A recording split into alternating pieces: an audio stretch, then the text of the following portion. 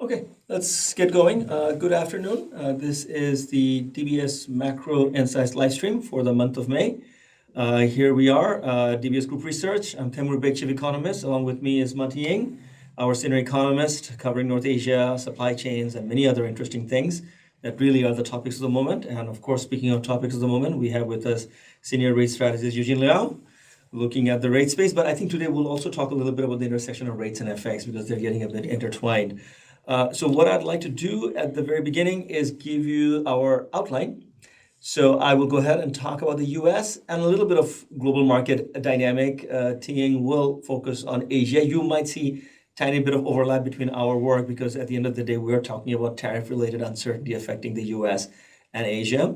And then Eugene has certain thoughts on the rates environment. Things are changing and breaking down at the same time. Relationship between SORA, SOFR, outlook for the US Treasury, which of course is intertwined with the outlook for the dollar. We'll touch on all that, and then we will take your questions. This is a WebEx call, so there are two ways of sending questions. One is you can type in the WebEx chat box your questions, and Ma Tieying is going to monitor them, and we can talk about them as those questions come in. But the easier way, I would think, is to use this QR code. Go ahead and scan that. Or if you don't want to scan, go to dbs.pigeonhole.at and type the passcode macro May 25, macro May 25, all one word. And then you will be able to submit questions. I'll keep an eye on that as well. And we will bring this QR code back and that website information in between our segments. So there you have it. That's the way for you to interact with us. Let's get going. All right. So we had the U.S. First quarter GDP data come out last week. This chart is not going to tell you what that number was. That number was 1.9% on a year-on-year basis, but a negative 0.3% on a quarter-on-quarter sequentially, seasonally adjusted annualized rate, so SAAR as we say. But what is happening within the components? I mean, that's interesting to watch. As you can see, if you are looking at just on a year-on-year basis, the consumption slowdown is rather marginal. The first quarter, it was almost 2.8%. That doesn't exactly cry out as a huge slowdown. Of course, it was not as strong as the previous quarter when it was growing at over 3%, but you have to see it also in the context of the previous data. So for example, last quarter, 4Q 2024, that 3% improvement has to be seen in the context of the fourth quarter of 2023 when growth was really, really low. So there was a favorable base effect, if you will. Whereas in the first quarter of 2024, we're talking about a comparison of almost a 3% quarter a year ago versus almost a 3% quarter now. So once you consider that favorable base effect, the consumption number actually doesn't look that bad. There are many things to worry about for the consumption outlook, but from a backward-looking perspective, consumption slowdown was the marginal side. Then look at the investment number. That's a strikingly strong investment number, almost growing by 6% on a year-on-year basis. Again, I don't think the outlook for this is that great, given the amount of uncertainty we have with respect to the tariff environment. I think Tieying, in your presentation, you'll show us one of those geopolitical uncertainty charts. So that, I think, will also underscore what would get in the way of investment in particular, but perhaps also the entire spectrum of economic activity going forward, given the uncertainty. But January-March data, no damage to see in a meaningful manner. And then government spending also was sort of, still pretty constructive on a year-on-year basis. What you don't see in this chart, but you can if you go through our weekly that came out yesterday, is that the main driver of the growth slowdown was imports. Imports were up double-digit on a year-on-year basis. As a result, net exports contribution to growth was negative. In fact, more negative than it's been in a long time. But that, I suppose, is the only part of the data where we can see the trade war, tariff war being reflected. That companies decided to bring forward a lot of investment, a lot of imports to just hedge against whatever was coming. And I think that was a very smart thing to do because what came on the 2nd of April was pretty devastating for importers. So the front loading of import has a two-sided of two sides of the coin situation, if you will. On one side of the coin is it's a negative contribution to growth in the first quarter. But just because we've had a big pickup in import in the first quarter almost certainly doesn't mean we're going to have anything comparable in the second quarter. In fact, we probably will see import growth really, really low or perhaps even negative in the second quarter after all the advancing of imports in the first quarter. That means net exports contribution to growth in the second quarter will be pretty decent. So the first half of 2025, I think the data would be characterized by noise. Some advancing of data that subtracts from growth in the first quarter, payback from that in the second quarter that then adds to the growth. But I think overall, the economy is at a sub 2% growth trajectory. We are firmly not in the recession camp. We don't think the system is on the verge of breaking, looking at labor market data, looking at banking data. But we do think that some degree of slowing, I think even without the Trump tariff was on the cards, the last couple of years have been very, very strong growth for the US. And that is, I think, almost like a guarantee for a slower 2025. Just for information, and again, you should refer to our weekly that came out yesterday. We have revised down our US GDP forecast for 2025 to 1.5%. Speaking of data being distortionary, look at the economic surprise indices and what has happened to China. Massive upside surprise. So there's a flip side of the US advancing of import. China basically had a lot of front loading of exports in the first quarter.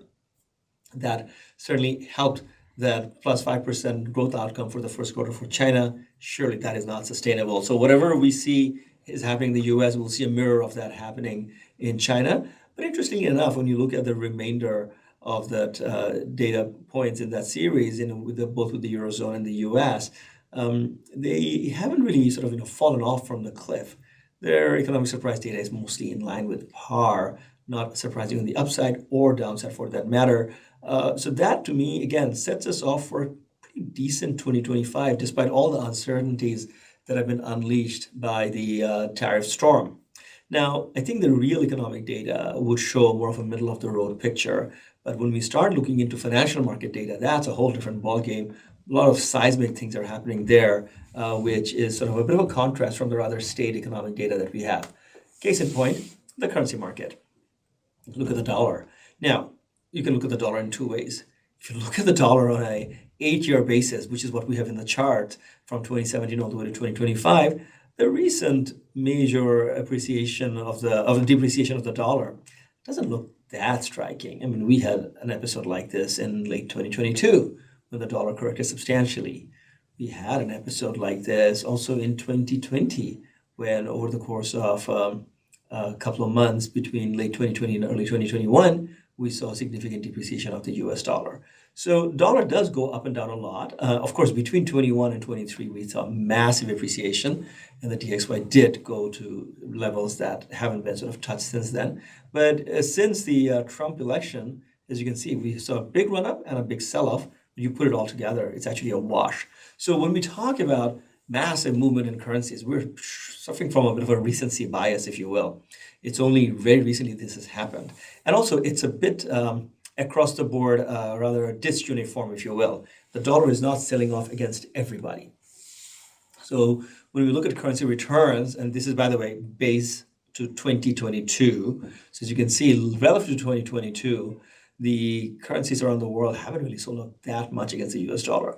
EM Asia sold off substantially in the past. So you could say that at the end of 2023, it was about 10% plus stronger against the US dollar.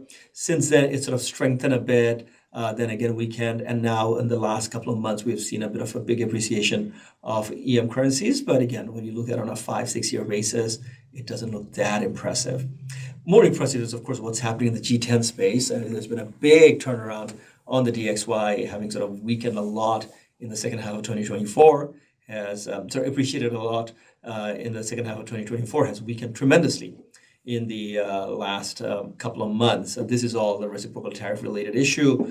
We are basically talking about from about a minus 14% against the US dollar. So DM currencies have now appreciated a good 10% around that. So it's gone from minus 12 to about minus 2.5. What's happening there?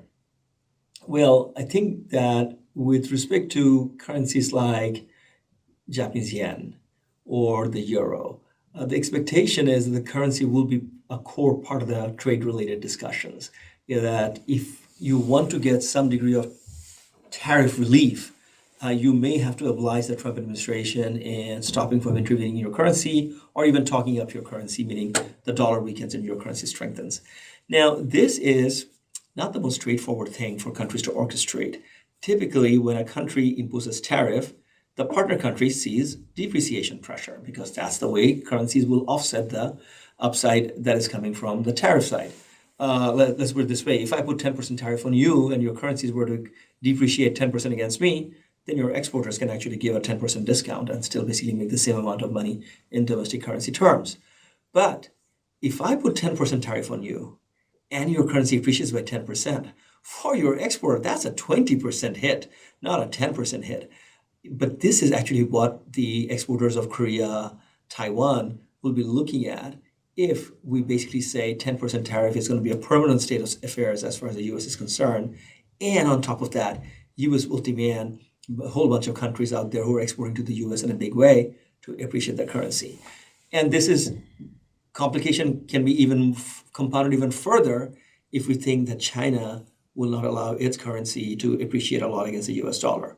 So not only do the Koreans and the Japanese now have to deal with tariff appreciation against the US dollar, they would also have to deal with the fact that RMB is not selling off. So from a third market competitiveness perspective, this is like the worst of all worlds for the key exporters out of Asia going forward. But it also tells you that conflating trade negotiations with exchange rate negotiations, the US has actually made life even more hard for countries that are in the export processing and export orientation spectrum. And of course, that includes many countries in Asia. So classic case in point would be Sing dollar, which has gone from 134 to 129, perhaps even broke 129 briefly yesterday in the span of a few months. So that's a good 4 or 5% appreciation of the currency against the US dollar. On top of that, if Trump makes 10% tariff on all Singapore exports to the US permanent, you're talking about 15% hit to the bottom line of Singaporean exporters. That is massive. Let me talk a little bit about the rate space, not too much because Eugene has some very interesting perspectives there. But as you can see, the curves from end 2024 onward, I mean, they've been very volatile. We're only comparing end 24 with the spot rate right now.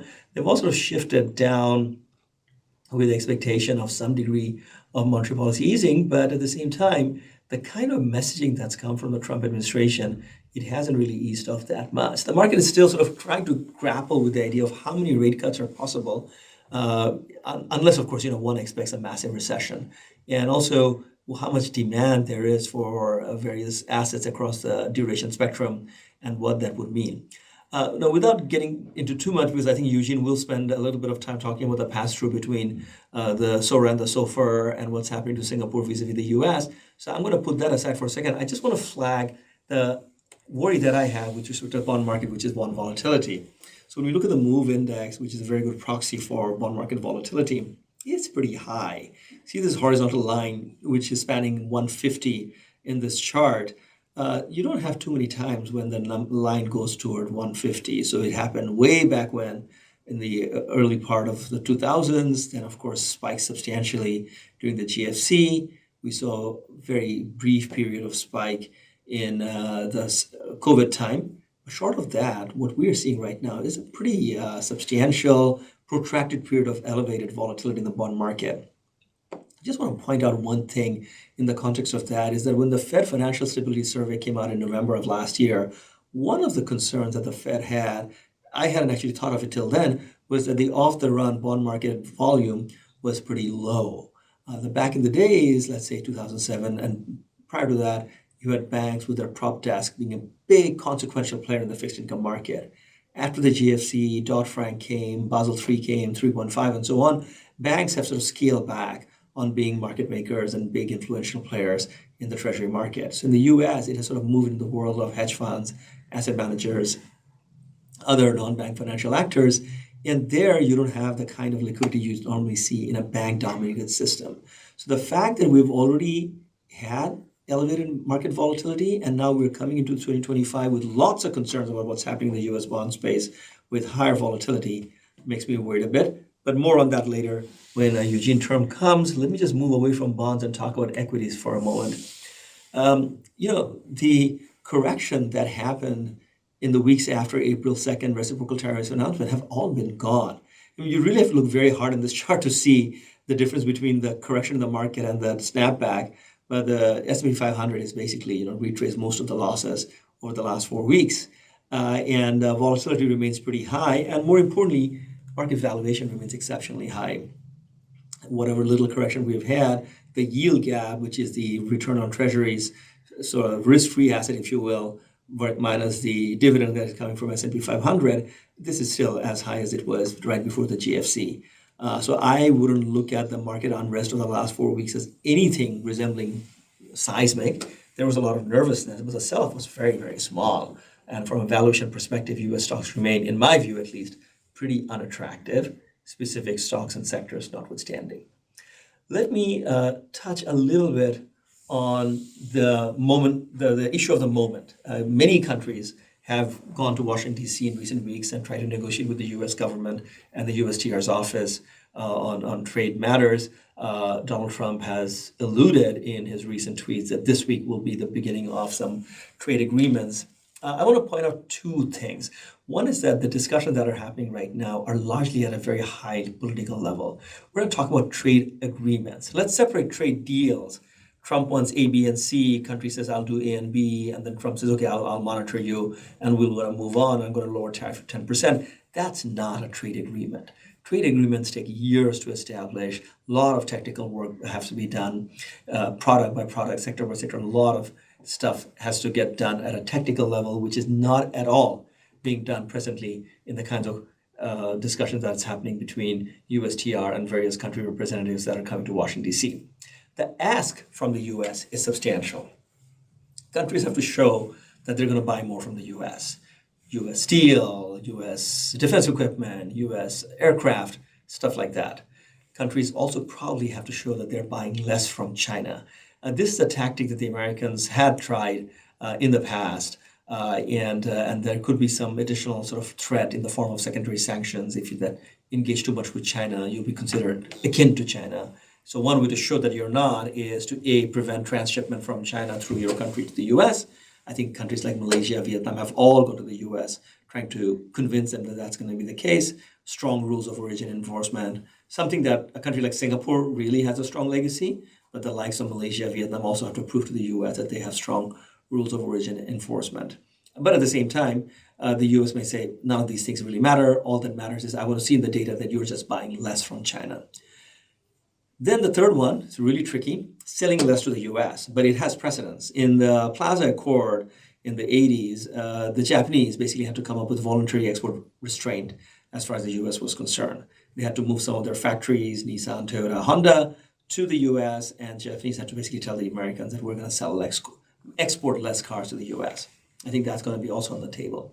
Then the FX depreciation part, I've already touched upon that the market is also expecting that many countries will have to allow, force, or intervene to see some appreciation against the US dollar because that's what the US wants to do.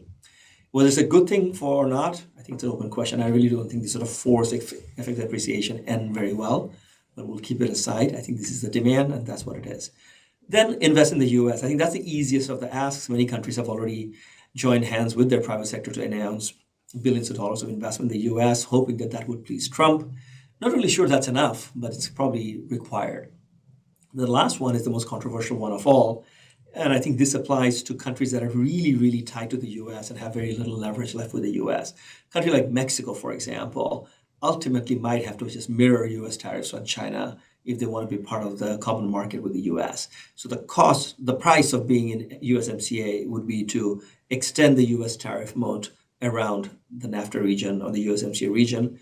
In that, Mexico most likely will sort of bend its knee and agree to doing it. Canada, I'm not too sure. I think Mark Carney is quite energized, having gotten elected with a pretty resounding mandate, although he doesn't have a majority government, but it's such a big turnaround in his fortunes that he's feeling very good about himself. I don't think Canada suffers from that sort of a leverage deficit as Mexico does. Mexico, whether it's energy supply or defense or just trade, hugely, hugely reliant on the U.S. Canada does too, but less so than Mexico. So I think mirroring tariff on China, other than Mexico, I really don't see how many countries can agree to that, especially if the U.S. is going to settle at something like 40-50% tariff, at least on China. My final slide is on the futility of all these things. So we just talked about how the U.S. will force countries to appreciate their currency and do all sorts of things. But if you look at the last 40 years worth of data, it is very hard to tell if exchange rate appreciation leads to a change in trade dynamic. Now, If you look at just the 1985 to 1995 segment, you'll say, yes, of course it does. Look what happened after the Plaza Accord. U.S. Real exchange rate depreciated while the yen and the German mark all appreciated substantially. And around that, slowly we saw a decline in U.S. trade deficit. But that's a really, really anomalous part. And there are many other things that were happening at that time, including major fiscal reforms being carried out in the U.S. by Bill Clinton. Mind you, trade deficit is nothing but a mirror of fiscal deficit. So what you're seeing in that chart, the red line where the U.S. trade deficit improved substantially in the 90s, you can thank Bill Clinton for that and his fiscal austerity program. It was nothing to do with exchange rate appreciation. And even then, you go after that, look at the last 25 years worth of data, even that relationship completely breaks down. We've had periods of exchange rate depreciation, but around the same time, we've seen spikes in trade balance, 2008, 2009 come to mind. And then in the last 4 or 5 years, we've seen a steady appreciation of the US dollar. We haven't really seen any worsening of US trade balances. So the relationship doesn't really hold going forward. If you were to extend this chart for 2025, by the way, I have 2025 in the chart, but I don't really have any data points for obvious reasons because we don't have that data. You probably will see the US dollar, the real effective exchange rate go down by 5-10%. So goes from where we have it about 131 down to about 115 or so. I would predict that would not lead to a major improvement in US fiscal balance, US trade balance, unless Donald Trump manages to do the impossible, which is improve fiscal balance. So that's my focus, that if there is no major progress in fiscal balances, we're not going to see any major improvement in US external balances. So let me stop right there. We'll come back and take questions later on. Eugene, T, you're going to take over now, right? Thank you, Dan. So after the US, we move on to Asia. So firstly, we take a look at the US tariff, the current status and upcoming plans, and how it's going to impact Asia. So as we know, there are two types of US tariff. One is a country-specific tariff. Another is a sector-specific tariff. For the country tariff, the US so far has implemented 145% tariff on China cumulatively since February. And it's also implemented 10% universal tariff on all countries effective in the beginning of April. And going forward, in July, there may be 11% to 50% so-called reciprocal tariff on 60 major countries. How high the tariff rate will be and which countries will be covered is will depend on the ongoing bilateral negotiations.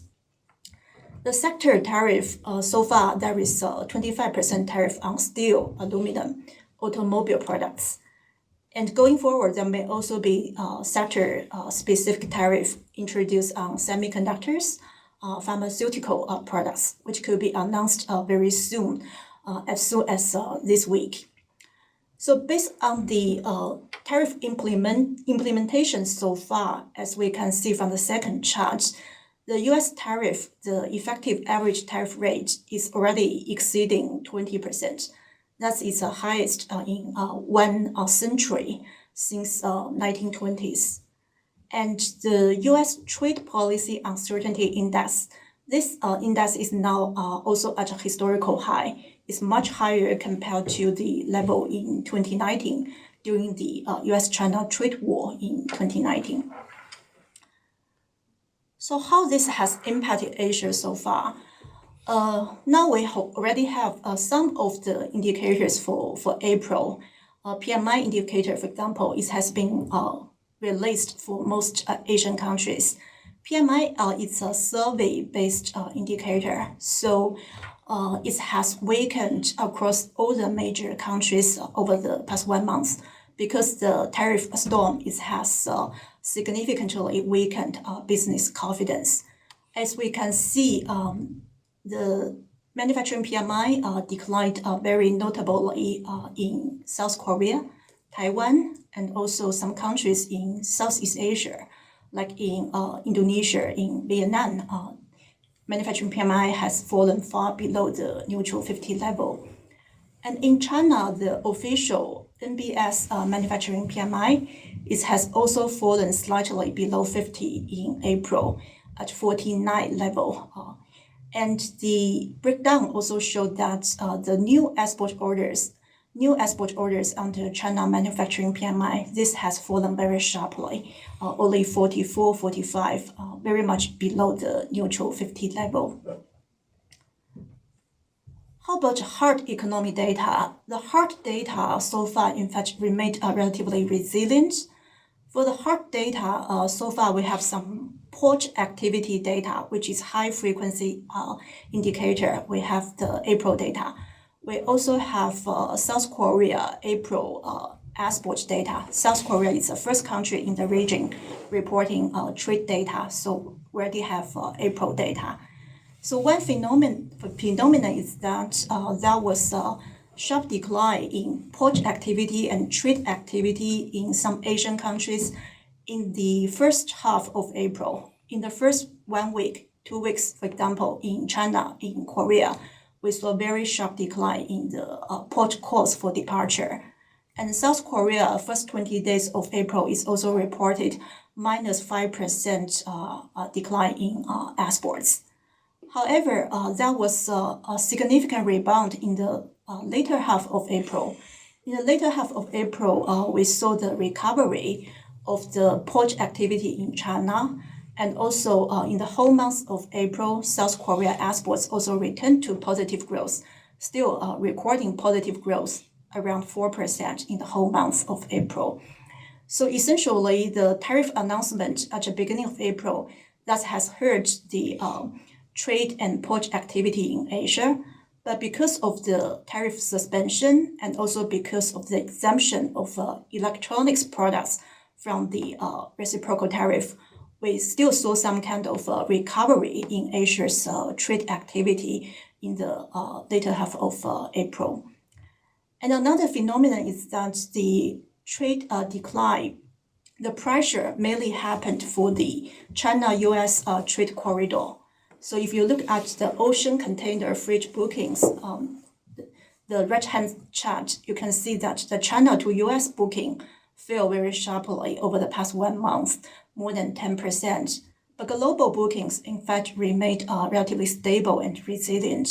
So other major trade corridors, China, Europe, Asia, Europe, or between China and other parts of Asia, in fact, the trade activity remained resilient, unaffected by the US tariff announcement. So going forward, if the reciprocal tariff is implemented in July, how this is going to impact the regional supply chain? The reciprocal tariff that will mainly cover some of the traditional industries. It excludes the high-tech industry, such as semiconductor, electronics. It mainly covers the traditional industries. And the tariff rate will also be different across different countries. So essentially, there could be some kind of competition and substitution between different countries in these traditional industries. So for Asia, if we look at industrial machines, industrial supplies, the US has a very diversified import sources. So Asia-made products could face some kind of competition from other regions, from Europe or from North America, because the reciprocal tariff rate for Asia is relatively high compared to in other regions. However, for other major segments, apparel, textile, toys, sporting goods, furniture, for these segments, the US highly relies on Asia for imports. The Asian countries, China, Vietnam, they account for about half of US total imports of textile products, and also half of US imports of furniture products. And China alone accounts for 70% of US total imports of toys, sporting goods. So for these labor-intensive consumer goods, in fact, it will be very difficult for US to find alternative supplies out of Asia. So Asia exporters, in fact, they should have some pricing power. And US importers, US consumers, they may need to absorb the tariff costs for these segments. And how about the sectoral specific tariff? The sector-specific tariff is mainly covers maybe pharma, automobile, semiconductor, perhaps also a broader range of electronics products from computers to mobile phones, the electronics products containing semiconductor components. How this is going to impact the regional supply chain. So for this sector-specific tariff, the tariff rate will be same across all the major countries. So the substitutes or competition should come from U.S. Domestic markets.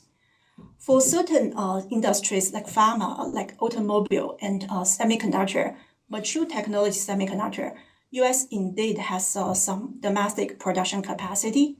Also, some competition or substitution for Asia-made products is possible. However, for computers, computer accessories, mobile phones, the broader range of electronics products, in fact, the global supply chain is very much located in Asia today. It's highly concentrated in Asia today. It's in China, in Taiwan, Vietnam, South Korea. The US has very little domestic production capacity for computers or mobile phones.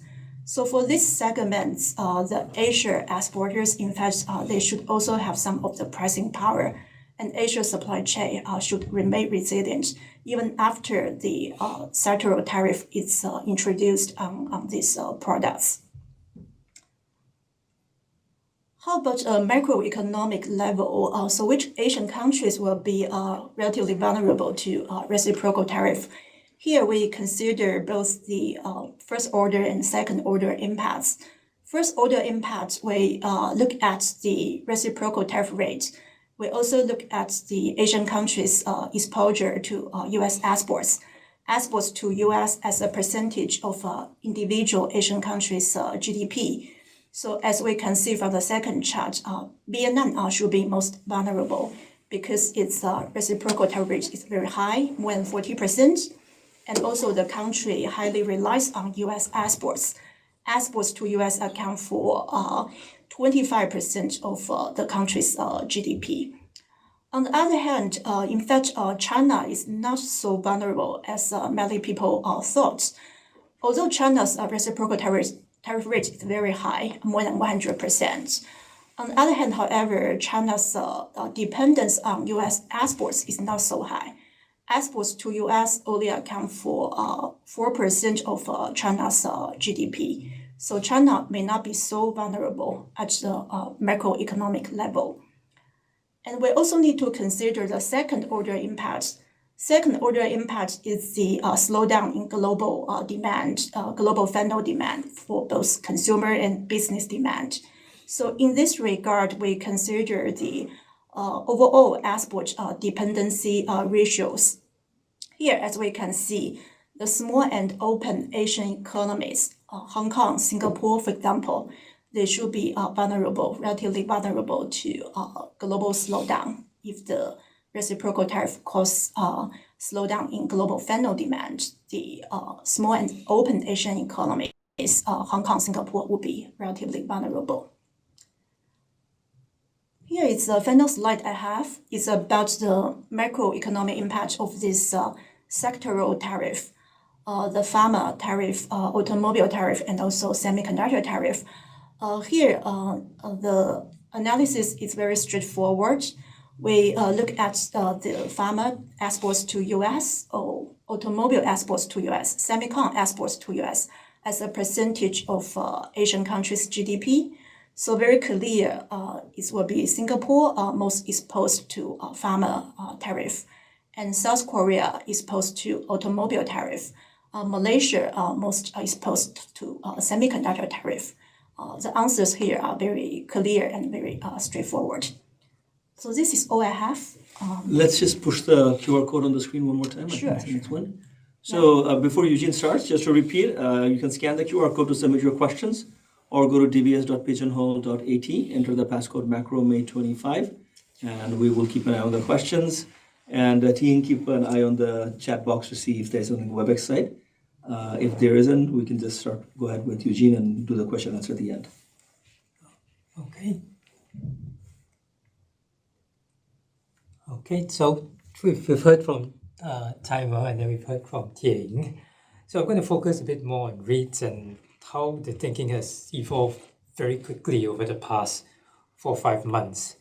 So I think we start from the basics, which is US policies under the Trump administration. Many differing, conflicting objectives. So between tariffs, which could be negative for growth but high for inflation, tax cuts, good for growth, high inflation. Dodge, if it succeeds in cutting spending meaningfully, it would mean much lower growth, much lower inflation. Immigration, if it gets tightened, then growth is slower, wages might be higher, and energy policies, if you're going to be pumping out a lot of oil, then that is good for growth, but inflation could actually come down. So if you take it all in, the impact on growth and inflation is mixed. And therefore, if you look at it from the rates angle, it too will be mixed, right? Some up, some down. So I prefer to think of it from a cyclical perspective, right? To have a time frame in terms of months. And I think it is easier to see the US as entering what could be engineered stagflation light. So a very mild kind of slowdown, as Taimur has talked about, that could perhaps allow some calibrated Fed cuts to come in, but nothing too serious, because ultimately we got to make a call on whether the US economy is resilient or not as we enter this tariff storm. So first off on the policies and now onto financial conditions.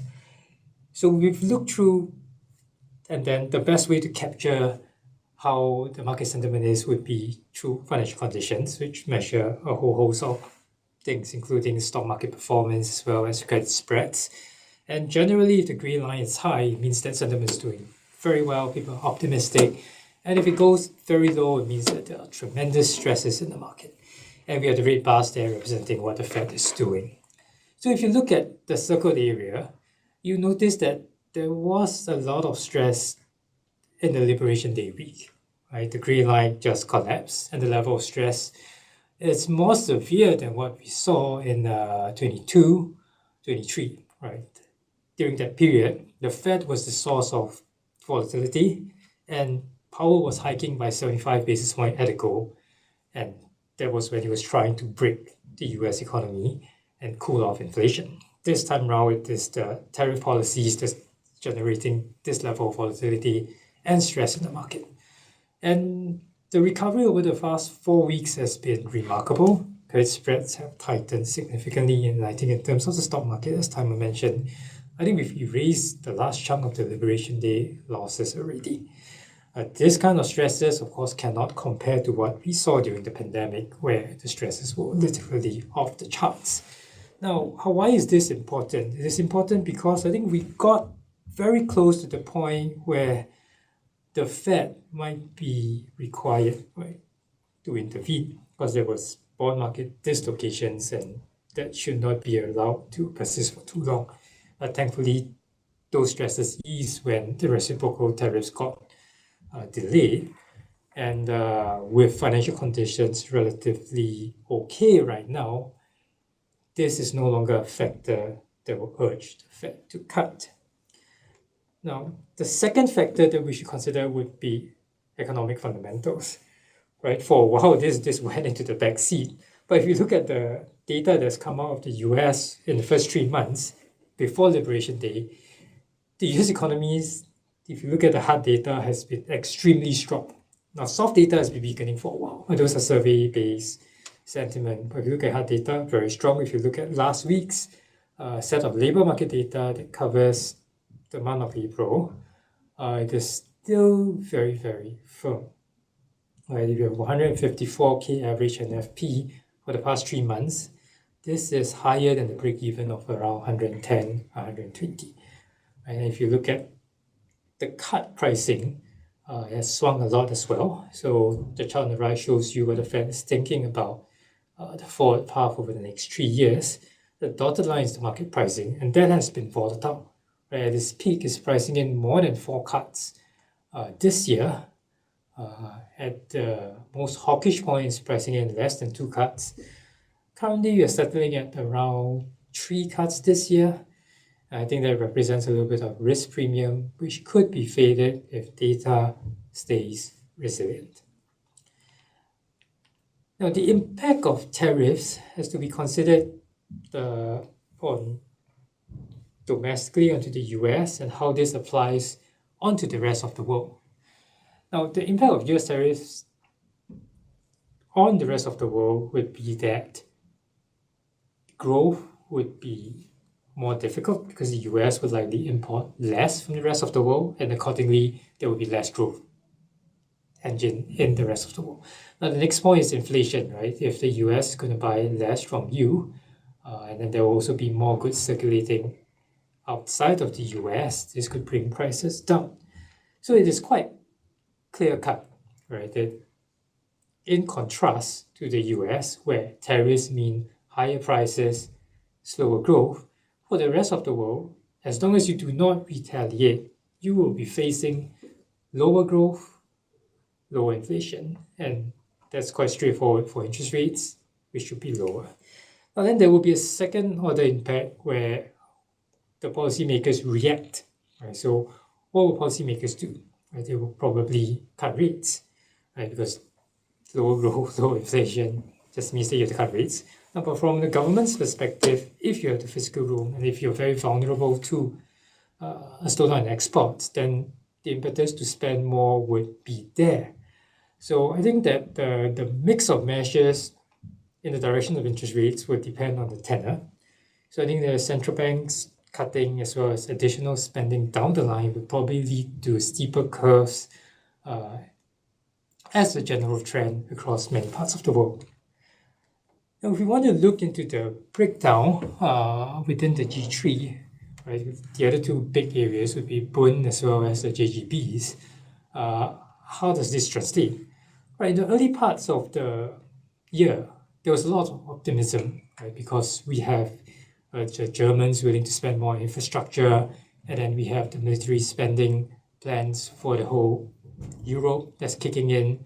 So insofar as additional government spending is solely needed for many, many years in Europe, and that it is finally being delivered, then yes, we have higher EGB yields, higher bond yields that is pricing in, reflecting greater economic optimism.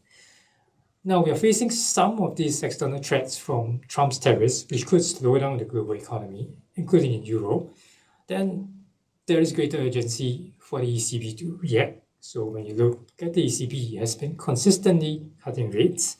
And then there's this notion that perhaps if we're facing a cyclical slowdown, then perhaps the interest rates should go slightly below neutral.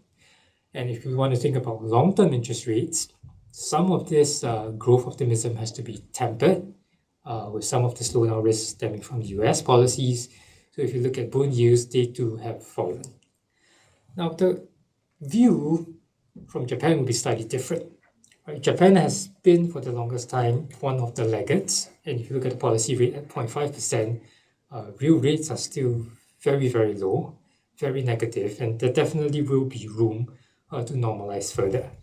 However, if you look at it from the point of view of how break-evens have reacted, and they've fallen a lot with yen strength, and then you have the threat from the US tariffs again, where the growth outlook becomes more clouded.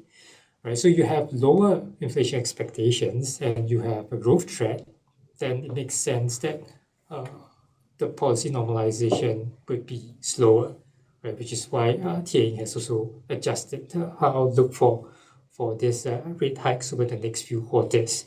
So again, slightly nuanced view, but the whole point is that there are downside risks that the rest of the world is considering, and that is being priced in the market. Now, if you want to extend that onto the broader spectrum across Asia, what we have here is the policy rates from 1 year ago to where we are. And if it is red, it means that policy rates are very high. And if it's green, it means that rates are falling. So if you look over the past year, the general trend is easing. There are a few exceptions. In Japan is hiking. But if you look across Asia, the trend is there. we are cutting rates because inflation has become more benign. And now, if we have further conditions that are aligning growth risks to Asia, who are exporting a lot to the US, we have the US dollar becoming a lot less strong, right? This also facilitates Asia to cut rates if needed.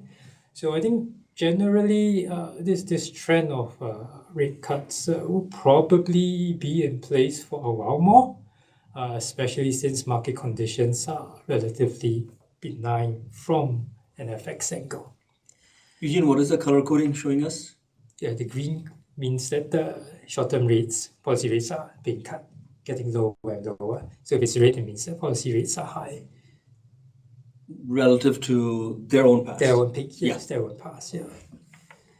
Yeah, so we want to talk about sequencing now, how things could play out, right? So what Trump has come out with is Liberation Day, the taxes that were announced, tariffs that were announced were very, very high. So there was a very big market impact. And we think that there will be some hit onto the real economy. And that has brought interest rates down generally across the world. Now we are in a period of waiting. Tariffs get organized across sectoral lines, across country lines, different buckets, and then we see what kind of deals get cut over the next 2+ months or so. And subsequently, we think that there will be a battle over tax cuts, extension of the TCJA, and as long as the fiscal worries in the US does not get addressed, we think that the bias for the longer term interest rates in the US will probably remain higher, right? So sequencing rates down first and then higher later as the fundamental problems are not addressed. Now, there are other longer term things to consider, right? If we think about de-dollarization, right? Should there be more rebalancing flows? Rebalancing flows are not new. They have been occurring for quite a few years now, right? Rebalancing away from the dollar into euros, into renminbi, into other currencies, maybe into gold. Right? The question is whether the erosion of confidence and the performance of, or the lack of performance of US treasuries during times of stress, right? Is that an issue? Would that prompt more urgency to rebalance out?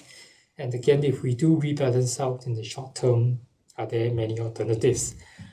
And I think the short answer is no, it's not that easy to do, to move large amounts of money, hundreds of billions or trillions into euros or renminbi that quickly. It's just quite difficult. It would take time for the other alternatives to step up if they wish to.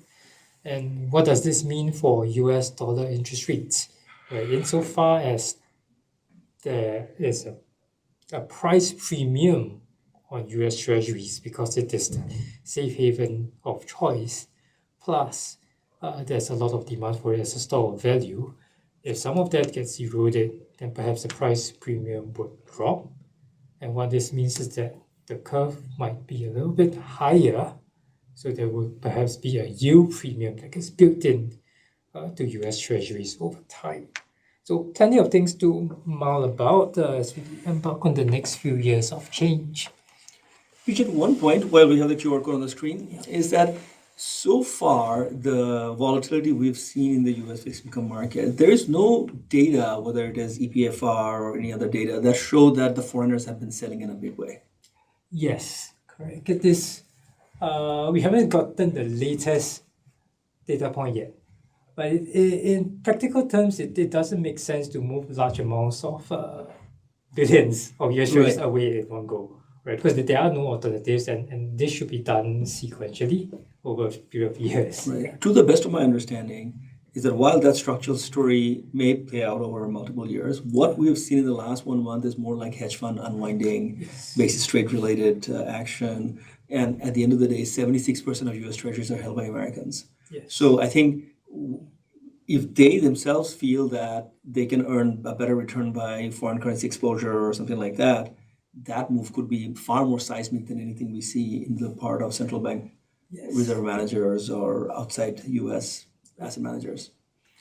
I think that the kind of home bias that might lead to a wholesale selling would require further escalation of geopolitical risk, huge amount of secondary sanction, or this Mar-a-Lago Accord type situation where you may take a loss on your existing holding of US Treasuries because the US is forcing some sort of a swap, but then you will never touch US Treasuries again. And on a flow basis, then foreign buyers disappear.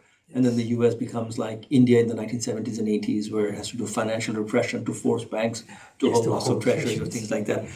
Hopefully, we don't have to entertain any of those things, but these days, a lot of marginal risks seem to become true. So we are going to be cognizant of these things. Ting, couple of questions on Pigeonhole? Yes. Yeah, so let me just. Sorry, a couple of questions on the WebEx page as well. 2 questions. 2 questions. I think there's one for you, Tieying. One is the supply chain shift from ASEAN to India. Yeah, right. So for the reciprocal tariff, We can do a whole seminar on this question. It's a big question, yes. reciprocal tariff, as we know, India in fact is lower compared to many ASEAN countries. It's 26%. ASEAN countries like Vietnam, like Thailand, or 30-40%. So it's true that India is having some tariff advantage. So which sectors are going to be impacted?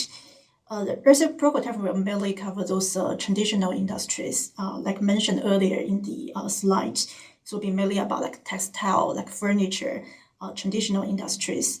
So it may benefit Indian in these traditional industries. Some supply chain shift from ASEAN to Indian in these segments. Some people may also say the mobile phone sector can benefit because iPhone nowadays is also made in India. And if you look at the US import markets, India currently is US number 2 source of mobile phone imports just after China.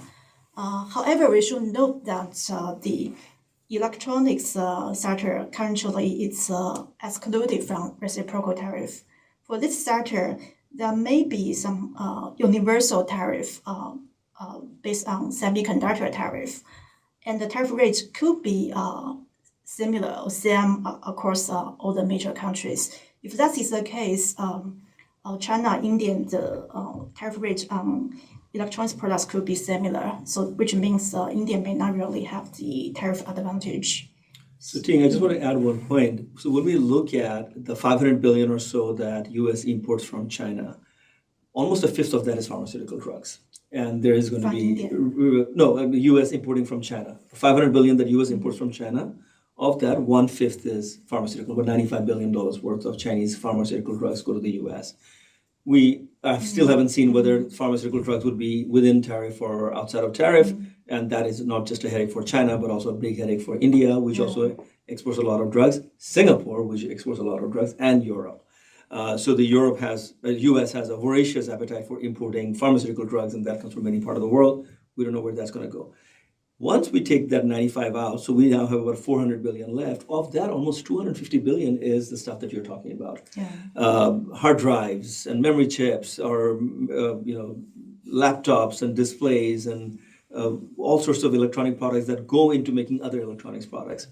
So I think that putting a very large tariff on that is going to be very difficult for the US because it'll have huge inflationary implication. And also the supply curve of that is not that elastic. We can't just take $200 billion worth of exports out of China and make $200 billion out of India. And the OEMs are still going to come from China anyway. So I'm not really sure. Even this assembly line question with respect to iPhone. iPhones are not manufactured in India. They're assembled in India. Products are coming from China, glass, controllers. Some things are coming from Taiwan, the chips. Some things are coming from Vietnam, and then they get assembled. Now, assembly in this modern age itself is a very complex process. So India has moved to the value chain that it can assemble, test, and package latest generation of iPhones. That's all good. But the regional supply chain for all those little things that get to the assembly phase, that still have to come from China, Taiwan, Malaysia, and so on. Next question, I think FX related. Yeah. Next question is about US dollar. How long do you foresee the week of US dollar trend, and what are the turning points? I think that from a tactical perspective, even slightest hint of a decent trade deal here and there would lead to a dollar rally. I don't think that is out of the question. But at the same time, the medium-term trend, which on a structural basis, our dear analysis and many other things that we do have shown the dollar to be significantly overvalued, independent of the Trump decision. The dollar has been overvalued for a long time. There is room for depreciation. And as we have seen in the last 10, 15 years, the dollar can depreciate substantially more than anything it has done so far. So I think we can say in the near term, because Trump is promising or threatening that there'll be some trade deals announced this week, I think that'll lead to a relief rally for dollar. But the medium-term direction certainly is for the currency to weaken. Other than that, there's no hope for U.S. fiscal or current account deficit to improve. All right, Pigeonhole. We have a bunch of questions over there. I have the controller, but it seems like I'm having connectivity issues. Let's just look at the screen and we don't have to feature them anyway. Okay, I can see it. Let me just share with everybody. Okay. When do you expect U.S. and China to sit down and have a real talk? I think they're talking already. Real talk, I don't know. I don't think it's going to be at the presidential level. The tension is too high and the stakes are too big. It will have to be done at the technical level. My problem, I was in Washington, D.C. 2 weeks ago, is that the U.S. Treasury and the U.S. Trade Representative's Office simply do not have sufficient bench strength to deal with country after country. So I think they're a bit overwhelmed to have technical discussion. So I actually expect a very high level, kind of like the phase one deal we saw, some promise to buy this and some promise to sell that sort of stuff coming, as opposed to a major trade deal. And deal versus agreements are also very different. Trade agreements take years. Singapore, I think, took 3.5 years to write an FTA with the US, and Singapore is a small economy. So I don't think we shouldn't be expecting trade agreements or any real talk around that. Deals, I think the pain will become palpable for both. And I have a feeling the US will blink even before the Chinese do. So related to that, the next question, how do you foresee tariff negotiations with Japan, South Korea, Canada, and EU? I can share with you my understanding on what happened with Japan. Just like the Vietnamese, the Japanese came with a lot of preparation to Washington, D.C., with binders full of technical information about what they want to buy from the U.S. and what they can do in terms of pursuing even greater trade liberalization. And they were deeply disappointed because they didn't have any technical people on the other side of the table to talk to. So they've gone back a bit disappointed. And mind you, these are democracies, Japan, Korea, Canada. You can't just have one person from these countries go to the Washington, D.C. and do a deal. There'll be a lot of questions around whether it is going to be infringing on the country's sovereignty. Some of the things that the Americans want, that 6-diamond slide that I had, that voluntary restraint on exports or promising to buy less from China or promising to sell less to the U.S., you could argue these are infringing on a country's sovereignty, and on a democratic process, not that easy. Back in the 80s, U.S. had huge leverage upon Japan and Germany, and it could make them do those things. I don't think the U.S. has that much leverage on Canada or Japan, China for that matter. And Japan also is a far more complex democracy today. So I would say that those negotiations will be tough. It won't be that easy for the U.S. to ride these countries the way they did during the Plaza Accord days in the 80s. What are our forecasts of Sing dollar against other Asian currencies being crossed? I think we can take this question later. These are available in our Macro Insights Weekly, and we can, of course, certainly provide them to anybody who sends an email. Philip Wee and Chang William, our FX strategists, will be happy to provide those cross forecasts. Interesting, however, Eugene, I'm sure you've noticed that while the Sing dollar has appreciated a lot against the US dollar, so has Malaysian ringgit. Yes. So the cross actually hasn't changed that much. Yes. And I think we can probably see stuff like that to happen, that the crosses don't change that much, whereas everybody moves against the US dollar. But then again, the ringgit hasn't really, the RMB hasn't really moved. So that could be very problematic for the exporters in general. All right, let's take the final question and wrap it up. We're almost at the end of this call. Will tariffs improve the fiscal deficit? No, it will not.